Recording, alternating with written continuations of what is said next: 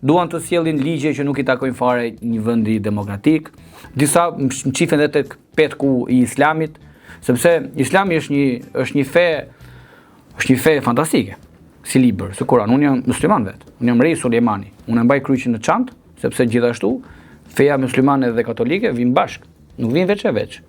Isai për muslimanët, Jezus për katolikët, birë Zotit e muslimanët, birë Zotit e katolikët. Kush problemi që si mundesh luftosh ti në emër Zotit? Hajde përdonim ne tani në emër dashurisë. Të duan ty dhe të të fus një Kështu që ky është fjalë, në mendin që ti e kthen në sekt, është politik. Ti po e kthen në sekt, po e kthen në mashtrim dhe në politik, sepse asnjë njeri nuk mundet dot që luftojë në emër të Zotit apo të përdosi vendin e tjetrit që po i hap derën dhe po jep bukën. Kështu që nuk janë besimtar, janë vetëm një kulturë e ndyrë arabe që janë bërë për të thjesht ne jemi ndryshe, ata janë ndryshe. Ne kemi një ngjyrë kafe, ju keni një ngjyrë të bardhë, ne sulmojmë juve, neve Europën. Kjo është, por nuk shoh si luftë, është thjesht dëshira e Europës për t'u asimiluar.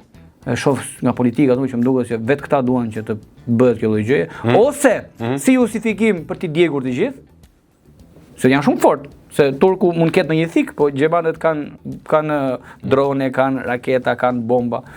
Kështu që sigurisht. Kanë para. Nëse duan ata asimilojnë këtë problem ndaj javës.